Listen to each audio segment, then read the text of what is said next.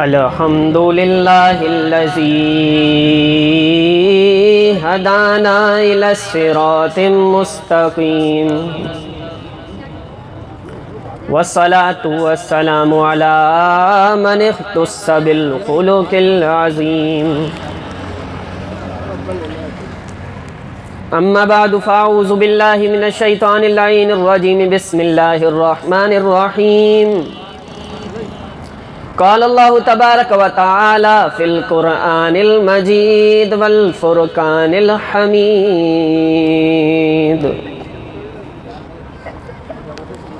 یا ایہا الذین آمنوا لا تقولوا راعنا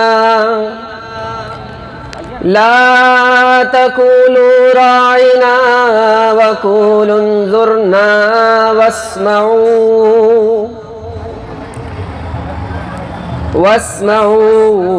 وللکافرین عذاب علیم قد صدقت یا رب العالمین ان اللہ وملائکتہ یصلون علی النبی یا ایہا الذین آمنوا صلوا علیہ وسلموا تسلیما۔ بلند آواز سے درود شریف پڑھیں۔ یوں کر رہے ہیں مدحت سرکار ذوالمنن، یوں کر رہے ہیں مدحت سرکار ذوالمنن، کوثر سے دھو کر لائے ہو تعریف کا متن، اور پہنا دیا ہو زبان کو ہنر کا پیراہن، سرمد کوہ طور کا غازہ گلاب کا، آغاز نعت یوں ہے رسالت مآب کا، کہ پہلے نبی کے عشق کی دولت خدا سے لی، دولت ملی تو فکر کی جرت خدا سے لی، جرت ملی تو حسن عقیدت خدا سے لی، طرز بیاں کے واسطے نصرت خدا سے لی، اور جرت ملی خیال ملا قلم ملا یہ سب ملے، تب نعت اذن رقم ملا، اور الفاظ دست بست میرے سامنے تھے سب، جانچا ہے میں نے خوب الفاظ کا نسب، تھرا رہا ہے پھر بھی قلم کیا لکھوں لقب، کہ میں پیش آفتاب ہوں مثل چراغ شب، کیسے بیاں ہو مرتبہ عالی وقار کا، کہ لاؤں کہاں سے ڈھنگ میں پروردگار کا، کہ لاؤں کہاں سے ڈھنگ میں پروردگار کا، کہ محفل ذکر نبی کا منظر کیسا لگتا ہے۔ یہ خرچہ کر کے، یہ اتنا وقت لگا کے، یہ سردی کے موسم میں گرم گرم بلینکٹ چھوڑ کے یہاں آ کر بیٹھتے ہو، کوئی سوال کر رہا ہے اے عاشقو محفل ذکر نبی کا منظر کیسا لگتا ہے، تو پھر جواب آتا ہے محفل ذکر نبی کا منظر کیسا لگتا ہے، تو پھر سنو جیسے خود ہو سامنے آقا ایسا لگتا ہے، جیسے خود ہو سامنے آقا ایسا لگتا ہے، اور ان کے عشق میں جو مر جائے وہ کب مرتا ہے، دل کی آنکھ سے جب اس دیکھو زندہ لگتا ہے، دل کی آنکھ سے جب اس دیکھو زندہ لگتا ہے۔ خلاق کائنات کا بے پایا فضل ہے کہ اس خالق و مالک نے ہم سب کو اپنے کروڑوں بندوں میں سے چن کر اپنے ذکر کی توفیق بخشی ہے۔ اس محنتوں اور کوششوں کے لیے سب سے اہم اور بڑی دعا یہ ہے کہ اللہ تعالیٰ اسے اپنی بارگاہ میں قبول فرمائے۔ جن ہستیوں اور جس ذات کا ذکر اس محفل میں ہو رہا ہے نا، وہ اسے قبول کر لیں، اس سے زیادہ اور کچھ نہیں چاہیے۔ قبولیت سب سے بڑی دلیل ہے۔ میں گزارش کروں گا، ساؤنڈ تو کیونکہ اچھا چل ہی رہا ہے، تعریف ہو چکی ہے، تو جہاں جہاں تک آواز جا رہی ہے میں ان سے گزارش کرنا چاہوں گا، چند لمحے میں آپ کے سامنے حاضر ہوں، قرآن و حدیث کے کچھ انمول موتی آپ کے دامن میں ڈالنے کے لیے آیا ہوں، تو جو آواز سن رہے ہیں تو چند لمحے آ کر پنڈال میں بیٹھ جائیں، تاکہ جب فرشتے لکھ رہے ہوں کہ اے اللہ تیرے ذکر کی محفل میں تیرا فلاں فلاں بندہ اس محفل کی جگہ پر آ کر بیٹھا تھا، تو اس میں آپ کا بھی نام شامل ہو جائے۔ تو جو سن رہے ہیں جلد از جلد پنڈال کی طرف اپنے قدم بڑھاتے ہوئے بیٹھ جائیں، اور جو گرد و نواح میں چل پھر رہے ہیں ان سے بھی میں گزارش کروں گا تھوڑی دیر قرآن و حدیث کی بات توجہ سے سنیں، آپس میں گفت و شنید بند کر دیں۔ بالکل قرآن و حدیث کا ادب ہوتا ہے، اور ادب کے لیے میں نے آیت کو جو ہے وہ چنا ہے، وہ آیت میں آپ کو عرض کروں گا۔ سب سے اہم چیز ادب ہوتی ہے نا، خاموش ہے دل بھری محفل میں چلانا نہیں اچھا، کہ ادب پہلا کرینہ ہے محبت کے کرینوں میں۔ اگر محبت کا دعویٰ ہے نا تو ادب کرنا پڑے گا، ادب کرو گے تو پتہ لگے گا کہ محبت ہے۔ بلند آواز سے درود شریف پڑھیں، اللہم صلی علی سیدنا مولانا محمد وبارک وسلم صلو علیہ۔ 11:30 بجے میرا خطاب تھا، اس محفل میں حاضری ہوئی۔ یہ شہرم رہتے ہیں ہمارے بہت ہی پیارے دوست اور بھائی ہیں یہاں کے، یہ آتے ہیں ہماری خطابات میں، محفل میں، یہ ہمارا مزاج، ہمارا انداز اچھی طرح سے جانتے ہیں، ہم کس طرح کی محفل میں آنا پسند کرتے ہیں اور کس طرح کے خطابات ہم پسند کرتے ہیں۔ تو اب ان کی محبت میں انہوں نے اتنی محبت سے دعوت دی، چونکہ خطابات کا سلسلہ ایسا رہتا ہے کہ 1 ہفتے پہلے اگر کوئی دعوت دے تو حاضر ہو جاتے ہیں، اگر ارجنٹلی بالکل سڈنلی اگر کوئی خطاب کا بولے 1-2 دن پہلے تو پھر بیان کی ڈیٹ دینا مشکل ہوتا ہے۔ لیکن ان کی محبت تھی، انہوں نے کچھ 2-4 دن پہلے مجھے کہا تھا تو میں مجھ سے انکار نہیں کیا گیا اور آج میں یہاں پر حاضر ہو گیا۔ تو نوجوان چند یہ میرے ساتھ ہوتے ہیں، ہم مل کے قرآن و حدیث کی بات پہنچانے جاتے ہیں۔ 11:30 بجے خطاب کا ٹائم تھا اور مجھے 12:05 پہ مائک ملا ہے۔ وقت کی پابندی بہت اہم چیز ہوتی ہے نا، اگر کوئی وقت کی پابندی کر کے وقت پہ آ رہا ہے تو اس کے وقت پہ اس کو مائک دینا چاہیے، یہ مینجمنٹ کو میں عرض کروں گا، یہ بہت ضروری ہوتا ہے۔ اسی کے ساتھ جب کوئی ایک عالم بیٹھے نا آ کر، کوئی شرعی نمائندہ ہو، میں عرض کروں گا آپ لوگ یوں کر بیٹھیے، مجھے آپ لوگوں سے بھی کچھ باتیں کرنی ہیں، آپ لوگوں سے عرض کر سکتا ہوں، آپ لوگ بھی اگر یہاں تشریف فرما ہو جائے تاکہ بات کرنے میں آسانی ہو، ورنہ آپ کو میں بتاؤں اسٹیج والے اکثر محروم ہو جاتے ہیں قرآن و حدیث کی بات کے اثر سے۔ اس کی وجہ کیا ہے؟ جب جو بات کر رہا ہے آپ کو اس کا چہرہ نہیں دکھے گا نا تو آپ کا انٹرسٹ ڈائیورٹ ہو جاتا ہے، آپ پھر کسی اور بات میں لگ جاتے ہیں، چہرہ نہیں دکھ رہا نا بات کیا ہو رہی ہے۔ اب میں ان کی طرف دیکھ کے بات کروں گا تو یہ سن سکیں گے۔ تو میں عرض کر رہا تھا کہ صلی اللہ علیہ وسلم چند ایک باتیں ہیں وہ میں نے عرض کرنی ہے۔ جس ذکر کے لیے میں اور آپ یہاں جمع ہوئے نا وہ ذکر کا ادب بہت ضروری ہے، انتہائی اہمیت کی بات ہے۔ کوئی شرعی نمائندہ، شریعت کا عالم، مفتی آ کر بیٹھ جائے اور اس کے سامنے کوئی غیر شرعی اور شریعت کا نامناسب انداز پیش کیا جائے نا، اس پہ لازم ہو گیا اب، اس کا منصب ہے نا، اس کا جو اسٹیج ہے، اسٹیٹس ہے، اس کا تقاضا ہے، اس کی ریکوائرمنٹ ہے، وہ کیا ہے؟ اب اس پہ لازم ہو گیا کہ وہ اس کی اصلاح کرے۔ اگر تو اس نے منصب پہ بیٹھ کر مائک پہ آ کر اصلاح نہیں کی تو قیامت کے دن اس عالم کا گریبان پکڑ لیا جائے گا، اللہ نے تمہیں منصب دیا تھا، تم نے اللہ کے پیارے بندوں کو راہ کیوں نہیں دکھائی؟ ٹھیک ہے، تو اس لیے عالم کا حق ہے کہ وہ یہاں اگر بیٹھا ہے اور اگر کوئی نامناسب چیز دیکھے جو محفل کے ادب کے خلاف ہو تو وہ ادباً، احتراماً، محبت سے اپنے پیارے بھائیوں کو عرض کر دیں۔ اور پھر عاشقوں کا انداز ہوتا ہے، وہ اصلاح کی بات قبول کر لیتے ہیں، بولے سبحان اللہ۔ آیت پیش کرتا ہوں پھر میں بتاتا ہوں ادب کی بات کیا ہے۔ خلاق کائنات قرآن مجید فرقان حمید میں ارشاد فرماتا ہے، یا ایھا الذین آمنوا لا تقولوا رائنا وقولوا انظرنا واسمعوا وللکافرین عذاب علیم۔ جس محبوب کے ذکر کے خاطر میں اور آپ یہاں آ کر بیٹھے نا، اس محفل کے، اس محبوب کے ذکر اور نام کے اور ادب، بارگاہ میں حاضر ہونے کے ادب کے بارے میں اب آپ سنیں اللہ کیا فرماتا ہے۔ قرآن عرض کر رہا ہوں آپ کو، اللہ فرماتا ہے یا ایھا الذین آمنوا، اے ایمان والو۔ جب آ جائے نا اے ایمان والو تو مفسرین کہتے ہیں اب ہمتن گوش ہو جاؤ، اٹینشن، بالکل۔ کیوں؟ کیونکہ ایمان والوں سے اللہ خطاب کر رہا ہے، کوئی عام بات نہیں ہونے جا رہی ہے۔ اور مزے کی بات یہ ہے کہ قرآن کا پہلا حکم جو یا ایھا الذین آمنوا کہہ کر آیا وہ یہ آیت ہے، وہ یہ آیت ہے۔ اب وہ آیت کیا ہے؟ صحابہ حاضر ہوتے، مختصر کر کے عرض کر رہا ہوں، صحابہ حاضر ہوتے، کوئی بات سمجھ میں نہیں آتی، کچھ کہنا ہوتا تو نبی علیہ السلام سے عرض کرتے رائنا، کیا کہتے ہیں؟ رائنا، حضور ہماری رعایت فرمائیں، ہماری رعایت فرمائیں، بات کو دوبارہ ارشاد فرما دیں، یہ سمجھا دیں، رائنا ہماری رعایت فرمائیں، عربی کا لفظ ہے۔ اب جو وہاں کے دور کے کفار اور منافقین تھے نا، انہوں نے اس لفظ سے فائدہ اٹھایا، اس رائنا کو معاذ اللہ انہوں نے کھینچ کے پڑھا، رائنا۔ جب رائنا پڑھا نا تو دوسری زبان کے لفظ میں اس کا مطلب بن جاتا ہے معاذ اللہ ہمارے چرواہے۔ کیا بنتا ہے؟ ہمارے چرواہے، چرواہ جو بکریاں چلاتا ہے نا، تو وہ جب نبی علیہ السلام کی بارگاہ میں آتے ہیں انہوں نے اس لفظ سے اٹھایا فائدہ۔ صحابہ تو بالکل خلوص نیت اور محبت کے ساتھ کہتے تھے رائنا، حضور ہماری رعایت فرمائے، لیکن انہوں نے آ کے کہنا شروع کیا رائنا، کھینچ کے۔ اللہ تو دلوں کے خیال سے بھی واقف ہے نا۔ ایک صحابی رسول، جذبہ تھا محبت کا، کھڑے ہو گئے، کہا حضور میں ان کی گردن اڑا دوں گا۔ کہا کیا ہوا؟ کہا یہ جس زبان کے لفظ کو کھینچ کر بول رہے ہیں اس زبان کو میں جانتا ہوں اور یہ آپ کی گستاخی کرتے ہیں، یہ کہتے ہیں رائنا، اس کا مطلب ہے ہمارے چرواہے، میں ان کی گردن اڑا دوں گا۔ اتنے میں صحابی رسول نے عرض کیا تھا کہ رب کی رحمت جوش میں آتی ہے، جبریل امی عرش سے فرش پر وحی لے کر نازل ہو جاتے ہیں، حضور یا ایھا الذین آمنوا، اے ایمان والو، لا تقولوا رائنا، اب تم نے رائنا کہنا ہی نہیں ہے، تم نے کہنا وقول انظرنا، حضور نظر کرم فرمائیے، حضور نظر کرم فرمائیے۔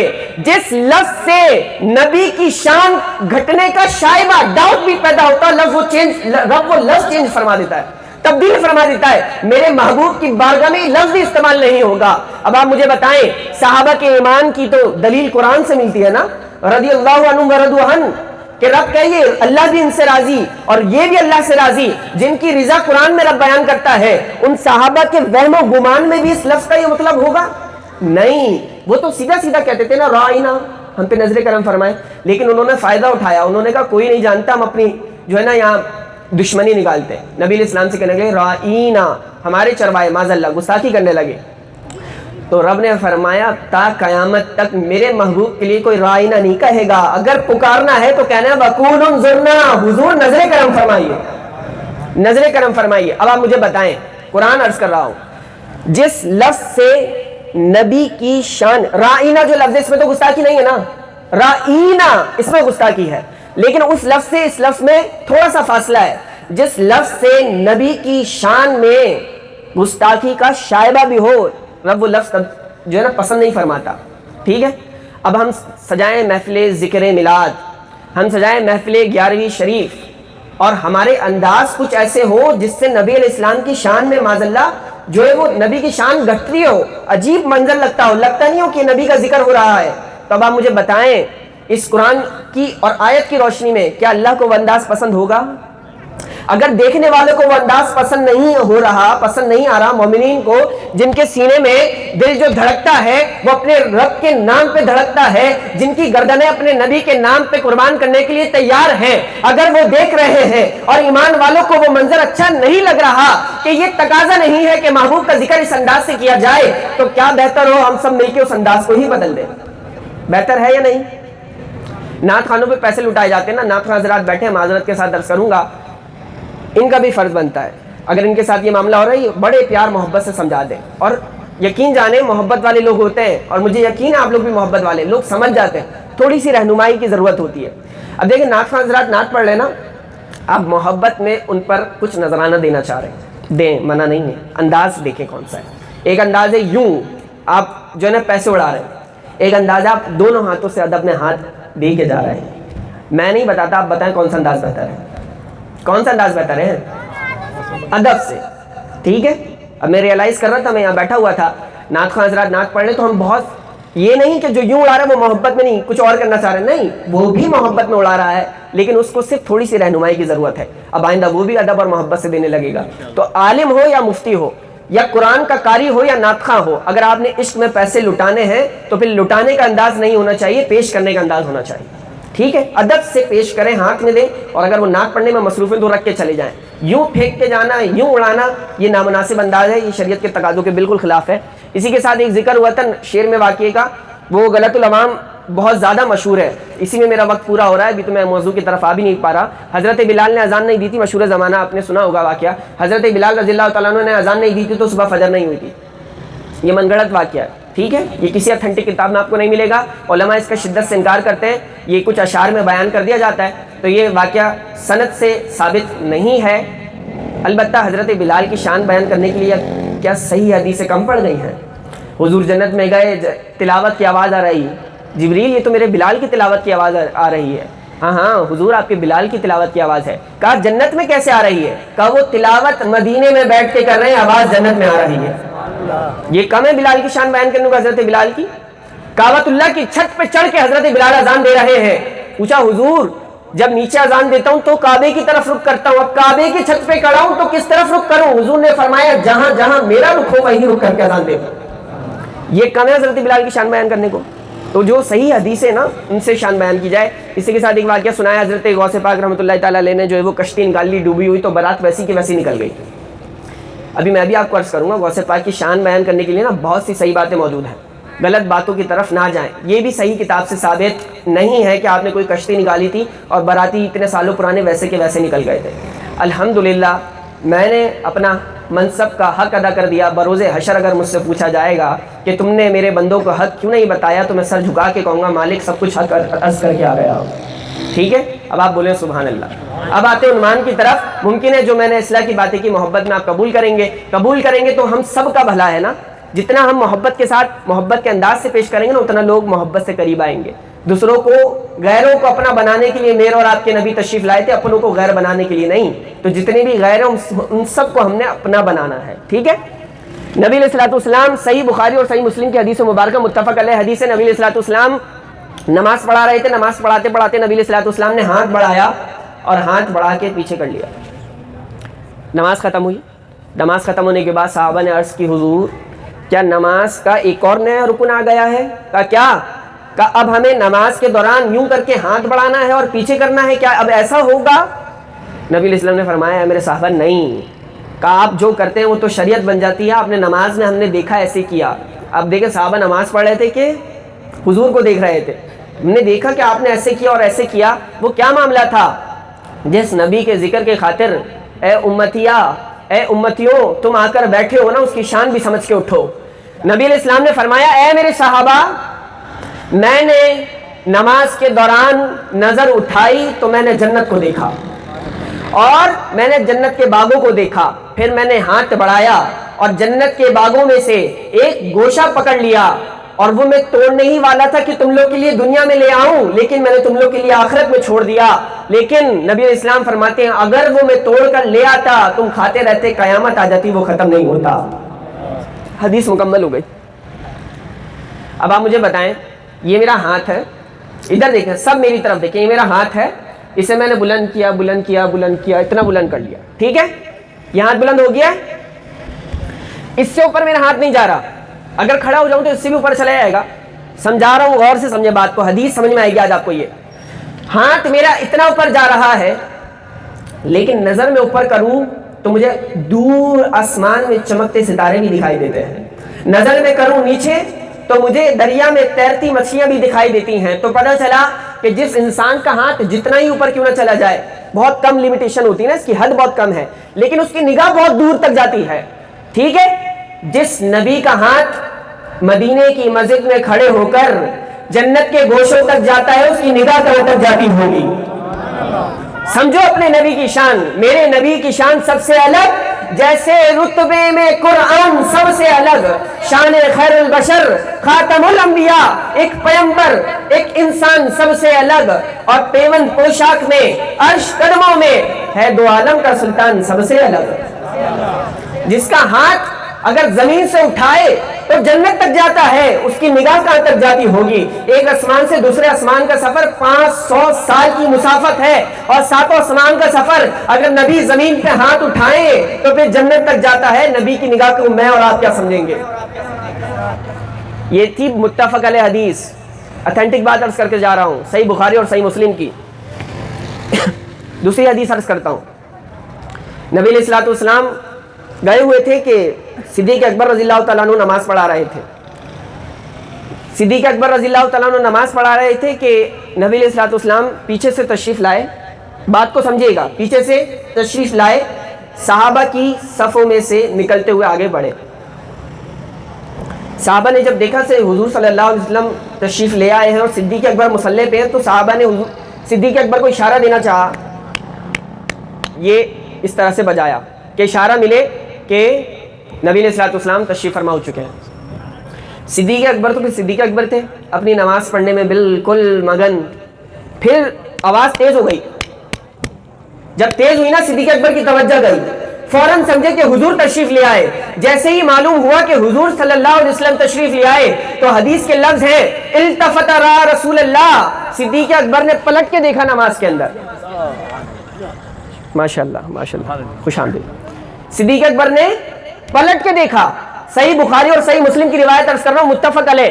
اب آپ مجھے بتائیں، امام نماز پڑھا رہا ہو اور اگر وہ پلٹ کے دیکھے اور اپنا رخ، اپنا سینہ، اپنا چہرہ نماز کے اندر کعبۃ اللہ سے، رخ سے، اس ڈائریکشن سے پھیر لے تو اس کی نماز فقہی حکم کے مطابق ختم ہو جائے گی، اس کی نماز ختم۔ آپ نے قبلہ سے اپنا رخ پھیرا، نماز ختم۔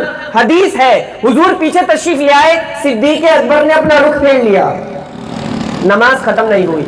نماز بولیے، نماز ختم نہیں ہوئی۔ اب آپ مجھے بتائیں، امام اگر دیکھے پیچھے اگر یوں دیکھے تو اسے پیچھے والا بندہ تو نہیں دکھے گا نا, تو ماننا پڑے گا صدیق اکبر نے یوں دیکھا, پلٹ کے دیکھا. التفت را رسول اللہ, جب آپ نے التفات کیا, آپ پلٹے تو را رسول اللہ صلی اللہ علیہ وسلم, آپ نے دیکھا رسول خدا کھڑے ہیں, اور آپ پلٹے لیکن نماز نہیں ٹوٹی. کیوں نہیں ٹوٹی؟ کیونکہ ادھر خدا تھا ادھر مصطفیٰ تھا, ادھر خدا تھا اور ادھر مصطفیٰ تھا. اور مجھے کہنے دیجئے, ادھر دیکھتے تو کعبہ تھا اور ادھر کعبے کا کعبہ تھا, ادھر کعبے کا کعبہ تھا, تو نماز کیسے ٹوٹ سکتی تھی؟ تو صدیق اکبر کی نماز نہیں ٹوٹتی نبی کے خیال سے, تو کسی امتی کی نماز ٹوٹ سکتی ہے؟ نہیں ٹوٹ سکتی, بالکل نہیں ٹوٹ سکتی. تو میں نے آپ کو حدیث مبارکہ عرض کی. نبی علیہ الصلوۃ والسلام تشریف لے جا رہے تھے کہ اچانک ایک آواز آئی کانوں میں. صحابہ دیکھتے کوئی نظر نہیں آتا, دیکھا تو ایک ہرنی ہے, ایک ہرنی ہے اور وہ حضور علیہ السلام سے بات کر رہی ہے. صحابہ کہتے ہیں ہم نے سنا کچھ سمجھ نہیں آتا, لیکن نبی علیہ السلام تو ہر ایک کے نبی ہے نا, ہرن کی بھی زبان سمجھ رہے ہیں. وہ عرض کرتی ہے یا رسول اللہ اس نے مجھے قید کر لیا ہے, اس نے مجھے پکڑ لیا ہے, میں آزادی چاہتی ہوں صرف اتنی دیر کی, ان پہاڑیوں کے پیچھے میری. ہرن کہتی ہے میرے بچے ہیں, انہیں میں نے دودھ پلا کر واپس آ جانا ہے. نبی علیہ السلام نے فرمایا تو واپس آئے گی؟ بولے سبحان اللہ. نبی علیہ السلام نے فرمایا تو واپس آئے گی؟ اس نے کہا, حدیث کے لفظ ہیں, اگر میں اپنا وعدہ پورا نہ کروں تو مجھے عذاب ملے. ہرن بھی اپنے وعدے نبھانا جانتی ہے جو اپنے نبی سے ہو جائیں. تو نبی علیہ الصلوۃ والسلام نے اجازت دی, ہرن گئی دودھ پلانے. جب دودھ پلا کر واپس آئی تو صرف ہرن نہیں تھی, ہرن کے بچے بھی تھے. کہا یہ کیسا معاملہ ہے, یہ کیسا معمہ ہے؟ کہا بچے کہنے لگے کہ اماں جان کہاں تھیں؟ میں نے کہا آمنہ کے لال سے مل کے آ رہی ہوں. تو بچوں نے کہا اکیلی ہی ملائی, دودھ بعد میں پئیں گے, ہم نے بھی آمنہ کے لال کو دیکھنا ہے, ہم نے بھی چہرے بدوہا دیکھنا ہے, ہم نے بھی وہ مکھڑا دیکھنا ہے جس مکھڑے کی قسم رب قرآن میں اٹھاتا ہے, ہمیں بھی وہ زلفیں دیکھنی ہے جس زلفوں کی قسم رب قرآن میں اٹھاتا ہے, ہمیں دیکھنی ہے. یہ بچے بھی ضد کر کے ساتھ آ گئے. اتنے میں وہ جس نے ہرن کو قید کیا تھا وہ اٹھ کر آتا ہے اور وہ دیکھتا ہے عجیب معاملہ ہے, کہ یہ کہاں گئی تھی, یہ کیسے واپس آئی؟ نبی علیہ السلام نے فرمایا میں نے ضمانت لی تھی اور میرا وعدہ نبھاتے ہوئے یہ دودھ پلاتے ہوئے واپس آئی ہے. اتنے میں نبی علیہ السلام نے فرمایا اگر تم ارادہ کرو تو کیا تم اسے مجھے بیچتے ہو؟ تو اس نے کہا ہی لکا, یہ تو آپ کے لیے ہی ہے. نبی علیہ السلام نے فرمایا اگر یہ میرے لیے ہے تو پھر میں نے اسے آزاد کیا, ہرن آزاد ہو گئی. حدیث کے لفظ ہیں ہی تضرب رجلیہا فی الارض, جب ہرن آزاد ہو گئی تو وہ بھاگتے ہوئے واپس نہیں گئی بلکہ وہ جھومنے لگی اور پیروں کو زمین پہ مارنے لگی اور بآواز بلند کہنے لگی اشہد ان لا الہ الا اللہ وانک رسول اللہ, میں گواہی دیتی ہوں اللہ کے سوا کوئی معبود نہیں اور آپ اللہ کے سچے رسول ہیں. آپ اللہ کے سچے رسول ہیں کہ یہ ناز یہ انداز ہمارے نہیں ہوتے, جھولی میں اگر ٹکڑے تمہارے نہیں ہوتے, ملتی نہ اگر بھیک حضور آپ کے در سے, اس ٹھاٹ سے منگتوں کے گزارے نہیں ہوتے, اس ٹھاٹ سے منگتوں کے گزارے نہیں ہوتے. اور تو جو ملا ہے تو طلب مٹ گئی ہر نعمت کی, تو جو ملا ہے طلب مٹ گئی ہر نعمت کی. اب تو طاق پہ میرا دست دعا رکھا, تو طاق پہ میرا دست دعا رکھا ہے. ہرن بھی اپنے نبی کی رسالت کی گواہی دیتی ہے, اور نبی کے ذکر کی جب بات شروع ہو نا تو ختم کرنے کا دل نہیں چاہتا.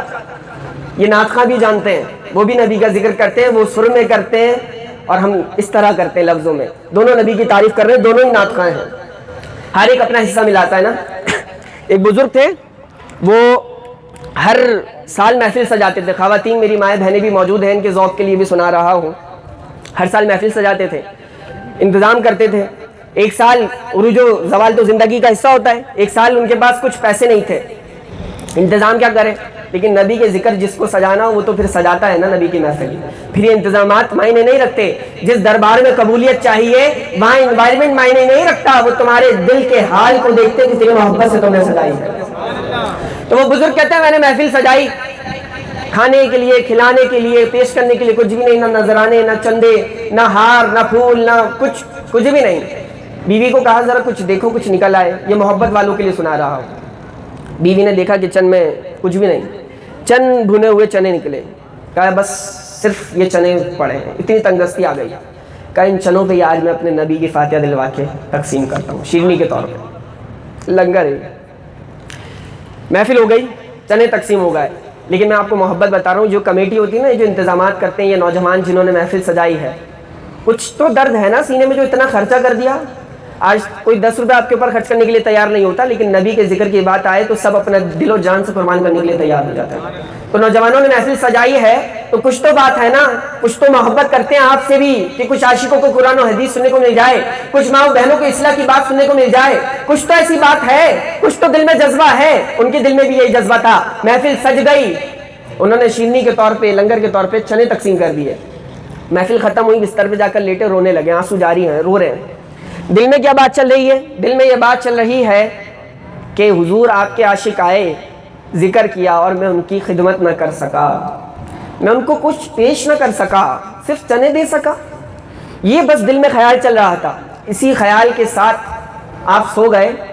جیسے ہی سوئے، آنکھیں سوئیں، قسمت نے انگڑائی لی، چہرہ ودوہا سامنے تھا، نبی علیہ السلام کی زیارت ہو گئی۔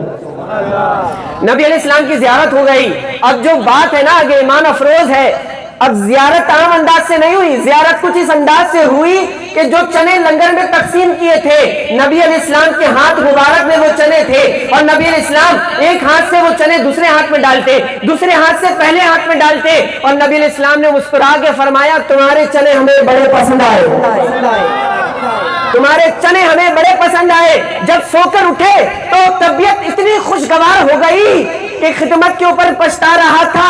ارے نادان، مجھے کیا معلوم تھا جس دربار کے لیے محفل سجائی ہے وہاں دلوں کے حال دیکھے جاتے ہیں۔ سبحان اللہ، نعرہ تکبیر، نعرہ رسالت، نعرہ رسالت، نعرہ حیدری، سرکار غوث اعظم۔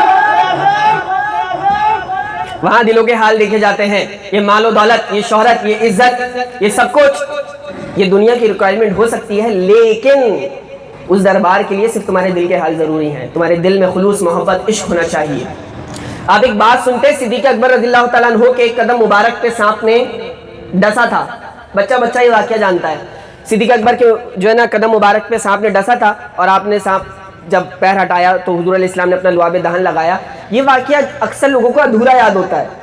بہت ہی اختصار کے ساتھ میں آپ کو آج پورا بتاؤں۔ حضرت عیسیٰ نبی علیہ السلام کا دور تھا، آپ نے میرے اور آپ کے نبی کا ذکر شروع کر دیا۔ حضرت عیسیٰ علیہ السلام میرے اور آپ کے نبی کا ذکر کر رہے تھے کہ اتنے میں ایک سانپ کا گزر ہوا۔ جیسے ہی سانپ نے میرے تیرے نبی کا ذکر سنا، وہ تھم گیا، رک گیا۔ نبی علیہ السلام نے فرمایا، وہ حضرت عیسیٰ علیہ السلام اس دوران یہ بات کر رہے تھے، وہ جو نبی ہوں گے نا، وہ نبی ان کو مکہ والے تنگ کریں گے، پریشان کریں گے، اللہ ہجرت کا حکم دے گا، وہ ہجرت کریں گے تو وہ مدینہ جائیں گے، اور جب وہ مدینہ جائیں گے تو اس سفر کے دوران وہ غار ثور میں رکیں گے۔ کہاں رکیں گے؟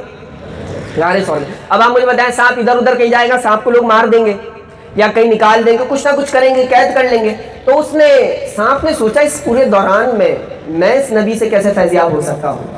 تو اس نے پھر رستہ ایک ہی پکڑا، کہا یہ مکہ، یہ مدینہ، اور بیچ میں جو غار کا رستہ آ رہا ہے یہ میرے لیے رب نے رکھا ہے۔ حضرت عیسیٰ علیہ السلام، حوالہ دے دوں میں آپ کو، کہیں آپ سمجھے میں ایتھینٹک بات کر رہا ہوں۔ حضرت شاہ عبد الحق محدث دہلوی رحمۃ اللہ تعالیٰ علیہ، حضرت شاہ عبد الحق محدث دہلوی رحمۃ اللہ تعالیٰ علیہ مدارج النبوہ میں لکھتے ہیں، بہت ایتھینٹک حوالہ دے رہا ہوں، ادھر توجہ رکھیں۔ آپ فرماتے ہیں کہ حضرت عیسیٰ علیہ السلام کے دور سے وہ سانپ چلتا رینگتا حضرت عیسیٰ علیہ السلام کے دور سے غار ثور میں جا کر بیٹھ گیا اور نبی علیہ السلام کا انتظار کرنے لگا۔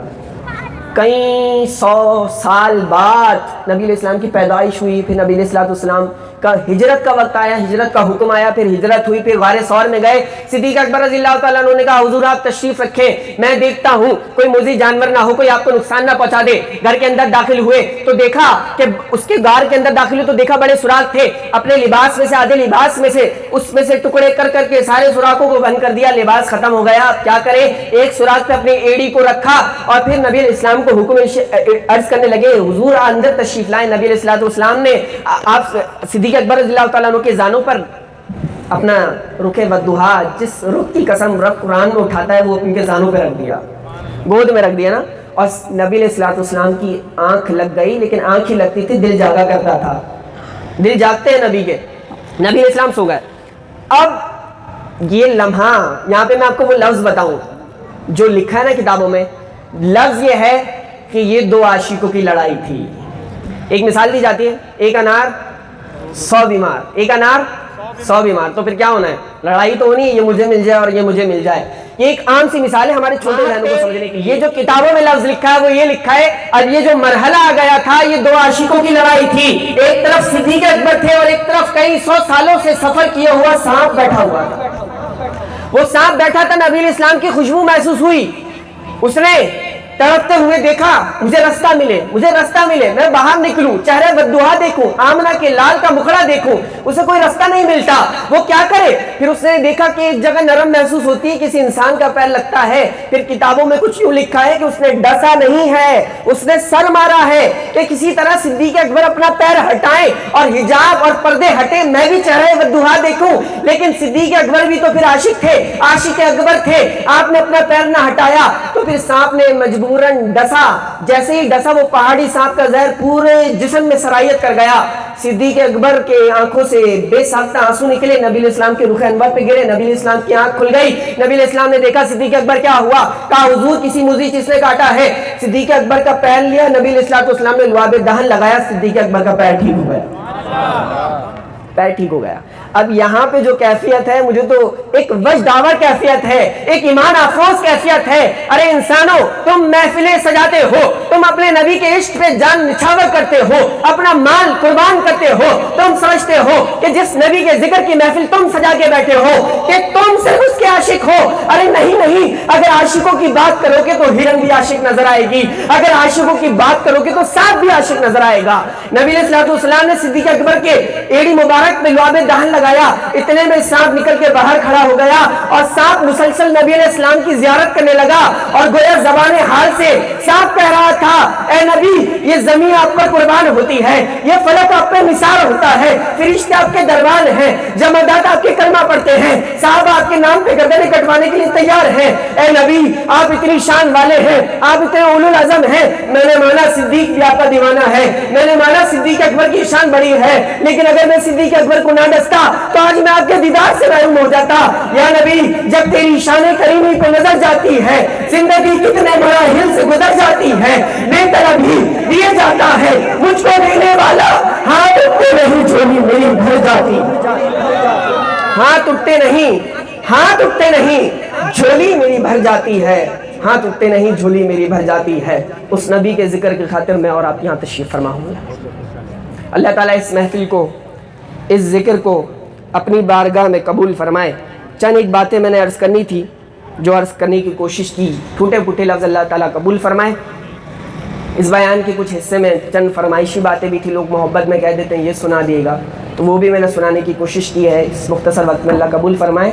ایک آخری چند اصلاح کی باتیں کرنی ہیں، یہ مزاج ہے الحمدللہ اپنے اساتذہ اور بڑوں کی تربیت کا، اور یہ ہونا بھی چاہیے نا، جہاں اتنے لوگ جمع ہوئے ہیں، جہاں اتنے چہرے بیٹھے ہیں، جہاں اتنا قیمتی وقت نکال کے آئے ہیں، جہاں اتنا انتظام کیا ہے، کچھ ایسی تو بات ہونی چاہیے نا کہ دل کی دنیا بھی تبدیل ہو جائے، کچھ ایسی تو بات ہونی چاہیے نا کہ عمل میں انسان کی زندگی میں انقلاب برپا ہو جائے، ہونا چاہیے۔ ماں کے پاس ایک بیٹا آتا ہے اور کہتا ہے ماں بات یہ ہے، تو کہتی ہے تو نے میرے اوپر بڑا احسان کیا، تجھے پالا، تجھے پوسا، اتنا بڑا کیا، کھلایا پلایا پڑھایا، کہاں پھر؟ کہا ماں آج میں تیری خدمت کا معاوضہ دینا چاہتا ہوں۔ کہا کیا؟ کہا تو نے جو مجھے خدمت کی ہے، مجھے پالا ہے، مجھے پوسا ہے، مجھے اتنا بڑا کیا ہے، آج جتنی بھی تو نے مجھے خدمت کی اس کی قیمت بتا، رب نے بڑی دولت دی ہے، میں تجھے قیمت دینا چاہتا ہوں، کیا قیمت ہے؟ ماں نے اس کو دیکھا، کہ جتنے جواہرات، جتنے چاندی، جتنا سونا بولے گی ماں دوں گا، بس قیمت بتا، جتنا تو نے مجھ پہ احسانات کی اس کی قیمت کیا ہے؟ ماں نے کہا یہ ہیرے، یہ پیسہ، یہ جواہرات، یہ سونا، یہ کچھ بھی نہیں چاہیے۔ کہا کچھ بھی نہیں؟ کہا پھر قیمت کیا ہے؟ کہا قیمت یہ ہے کہ تو اپنی ماں کے پاس صرف ایک رات سوئے گا۔ کیا قیمت ہے؟ ایک رات سوئے گا۔ ہنسنے لگا، کہا میں تو سمجھا تھا میری آدھی دولت تمہیں دینی پڑے گی، ایک رات سونا ہے، کوئی مسئلہ ہی نہیں ہے، آج کی رات ماں تمہارے نام، میں تمہارے ساتھ سوؤں گا۔ کہا ٹھیک ہے، ماں کے پاس آیا، سونے کے لیے لیٹ گیا، جیسے ہی مائیں بیٹھی ہیں نا یہاں پہ سن رہی ہیں، ان کو پتہ لگے گا، اور آج میں نوجوانوں اور بچوں کو بھی بتانا چاہتا ہوں ماں اور ماں کا کلیجہ کیا ہوتا ہے، سنیں۔ تو جیسے ہی اس کی آنکھ لگنے لگی، ماں نے اسے ہلایا۔ ماں نے کہا بیٹا جب نیند میں بندہ چلا جائے نا اور اسے کوئی ہلائے تو غصہ آتا ہے، بہت غصہ آتا ہے. تو نیند میں جیسے ہی وہ گیا ماں نے اسے ہلا دیا. کہا بیٹا, کہا جی اماں, کہا پانی چاہیے. پانی لینے گیا. کہا کوئی بات نہیں, آج کی رات تمہارے لیے ہے. پانی لے کے آ گیا. ماں نے پانی پیا, رکھ دیا. اس کے پھر آنکھ لگی. جیسے ہی لگنے لگی ماں نے ہلایا. کہا بیٹا پانی چاہیے. اس نے کہا ماں پھر پانی چاہیے؟ کہا ہاں پانی چاہیے. چلو لا دیتا ہوں. پانی لے کے آیا, ادب سے دونوں ہاتھوں سے پیش کر دیا. پھر جب اس کی آنکھ لگنے لگی ماں نے پھر ہلایا, بیٹا پانی چاہیے. اب وہ دو ہاتھ سے پیش کرنا بھی گیا اور وہ ادب سے بات کرنا بھی گیا. کہا ماں پانی چاہیے؟ پھر چاہیے؟ ابھی تو دیا تھا. کہا ہاں چاہیے, آج کی رات تیری میرے نام ہے, تو نے قیمت ادا کرنی ہے. کہا چلو ٹھیک ہے, ایک رات ہے, پھر تمہارے یہ تانے سننا, یہ باتیں سننا میں بند کروں گا کہ تم نے مجھ پہ احسان کیا, مجھے پالا, مجھے پوسا, مجھے کھلایا, مجھے پڑھایا, مجھے اتنا بڑا کیا. آج کی رات بس تمہارے نام ہے. جا کے پانی لا کے دیا. ماں نے تھوڑا سا پانی پیا اور جتنا پانی بچا اس کے بستر پہ پھینک دیا. وہ یوں دیکھتا ہے, یہ کیا ہوا ماں؟ کہا اس بستر پہ تو نے سونا ہے, رات تیری میری ہے, میں جو چاہوں جیسے تجھے حکم کروں تو نے کرنا ہے. کہا گیلے بستر پر میں سوؤں؟ کہا ہاں تو سوئے گا گیلے بستر پہ. گیلے بستر پہ لیٹتا ہے, بستر نم, نیند نہ ہے. بڑی مشکل سے گیلا بستر تھوڑا سا خشک ہونے لگا تو اس کی آنکھ لگنے لگی. جیسے ہی آنکھ لگنے لگی ماں نے پھر ہلا دیا, بیٹا. کہا ماں کیا ہوا؟ کہا پانی. جا کے پانی لے کے آیا. کہا لو پکڑو. دونوں ہاتھ سے پیش کرنا بھی گیا نا, پکڑو پانی پکڑو. تو ماں نے تھوڑا سا پیا, پھر بستر پہ گرا دیا. بستر گیلا. لیٹا, بڑی مشکل سے اس کی آنکھ لگی تھی کہ ماں نے پھر ہلا دیا. ماں نے جب پھر ہلایا نا تو وہ آپے سے باہر ہو گیا. اس نے کہا ماں یہ کیا چکر ہے, میں نے عذاب پال لیا, اپنے لیے قیامت کھڑی کر لی ہے, ایک رات گزارنا مشکل ہو گیا ہے, کہ کیا معاملہ ہے؟ ماں نے کہا تو پریشان ہوتا ہے, یہ تو ایک رات کی بات ہے. ارے نادان, ایسے کتنی سینکڑوں راتیں میں نے تیرے خاطر گزاری ہے. تو پانی مانگتا تھا میں پانی دیتی تھی, تو دودھ مانگتا تھا میں دودھ دیتی تھی, کبھی تجھے لے کے ٹہلتی تھی, میں نے تو تجھے پانی پہ سلایا, میں تیری گندگی اور غلاظت پہ لیٹتی تھی, تجھے خشک پہ لٹاتی تھی. تجھے ماں کی یہ بدتمیزی یہاں لگتی ہے, ماں کے یہ حکم لگتے ہیں, تو سمجھتا ہے میں تیرے پہ زیادتی ظلم کر رہی ہوں. ارے نہیں نہیں, میں تجھے وہ وقت یاد دلانا چاہتی ہوں کہ آج جب پال پوس کے تجھے بڑا کیا ہے, تیری بازوؤں میں زور آیا ہے, تیرے اندر زبان آئی ہے, تیرے اندر طاقت آئی ہے, تیرے پاس دولت آئی ہے, آج بولنے کا ہنر آیا ہے, تو آج میرے سامنے کھڑے ہو کر کہتا ہے ماں تیری خدمت کا حق ادا کرنا چاہتا ہوں, بتا کیا قیمت لے گی؟ تو ایک رات ماں کی خدمت نہیں کر سکتا, کیسے میری خدمت کا احسان چکائے گا؟ وہ قدموں میں گر جاتا ہے, ماں واللہ میں ایک رات بھی تیری خدمت کا حق ادا نہیں کر سکتا, میں کیسے خدمت کا حق ادا کروں گا؟ میں کیسے تیرے احسانات چکاؤں گا؟ میں نادان تھا جو میں قیمت پوچھنے آ گیا. ماں میں معافی چاہتا ہوں, مجھے معاف کر دے. یہ ہے ماں, یہ ماں ہے. میں اور آپ ماں کی خدمت کا حق ادا نہیں کر سکتے. اپنے ماں باپ کی جتنی ہو سکے خدمت کریں. نبی علیہ السلام نے فرمایا جس نے ماں باپ کو ایک بار محبت کی نگاہ سے دیکھا اسے اللہ تعالیٰ ایک مقبول حج کا ثواب عطا فرمائے گا. سبحان اللہ کہنا آسان ہے. اگر میں پوچھ لوں کتنے لوگ محبت کی نگاہ سے دیکھتے ہیں؟ محبت کی نگاہ سے تو نہیں دیکھتے. البتہ اتنا ضرور ہے جب گھر پہ جاتے ہیں تو منہ اتنا بڑا بنا لیتے ہیں, بھویں یہاں پہ لے آتے ہیں, آنکھیں ماتھے پہ چڑھ جاتی ہیں. بھائی کیوں؟ گھر پہ روب رکھنا پڑتا ہے. اور جب آپ چائے کے ہوٹل پہ بیٹھے تھے, جب آپ ڈنر پہ گئے تھے دوستوں کے ساتھ, تو اسمائل آپ کی ختم ہی نہیں ہو رہی تھی, آپ کا ہنسنا بند ہی نہیں ہو رہا تھا. وہ کیوں؟ وہ دوستوں کے ساتھ تو ہنسنا پڑتا ہے, دوستوں کے ساتھ ہنسنا پڑتا ہے. اور ماں منتظر ہے, باپ منتظر ہے, میرا لال آئے گا دو باتیں کر لوں گی, بہن منتظر ہے, میرا بھائی آئے گا دو دکھڑے سنا دوں گی, وہ سب گھر والے منتظر ہیں. یہ میرا بھائی, یہ میرا بیٹا, یہ میری جوان اولاد, یہ میرا بڑھاپے کا سہارا آئے گا تو چند دکھڑے میں بھی اپنے سناؤں گا, کچھ لمحے میرے ساتھ بھی بیٹھ جائے گا. وہ جنہوں نے خون کے رشتے تیرے لیے قربان کر دیے, سب کچھ قربان کیا, ان کے لیے اتنا بڑا منہ سجا لے اور ساری مسکراہٹیں اپنے دوستوں کے لیے, اپنی گیدرنگ کے لیے, اپنی ہوٹلنگ کے لیے. ارے نہیں جوانوں, اپنی ساری مسکراہٹیں بکھیر دو اپنے ماں باپ پہ, سب کچھ قربان ہو جائے اپنے ماں باپ پہ. اتنے احسانات ہیں ماں باپ کے. تو گھر پہ جائیں تو خندہ پیشانی کے ساتھ جائیں.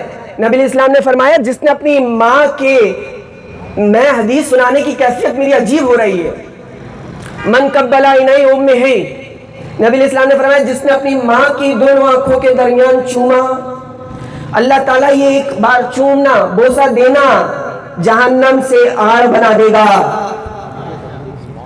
ہے کوئی روزہ, ہے کوئی نماز, کوئی تسبیحات, جو تمہیں بچا سکے.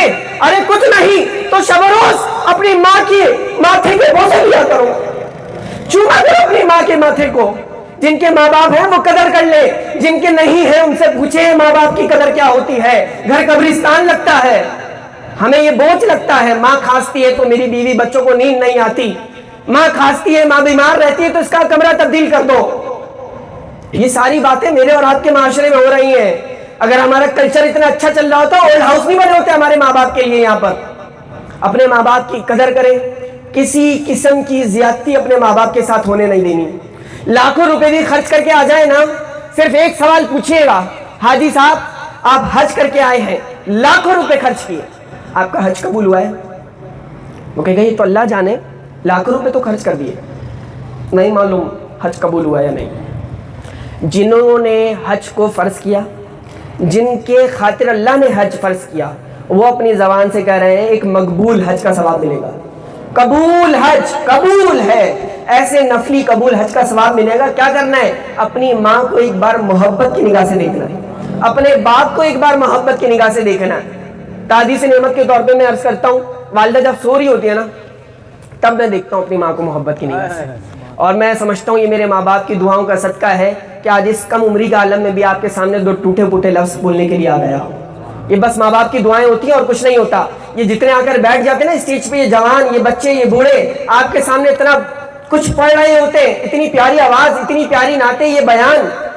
نہ مانو نہ مانو, یہ ماں باپ کی دعاؤں کا اثر ہے. ماں باپ راضی ہیں جبھی اللہ عزتیں دے رہا ہے. جن سے ماں باپ راضی نہیں ہوتے نا, ان پہ نشان لگا لو, اللہ انہیں عبرت کا نشان بنا دیتا ہے.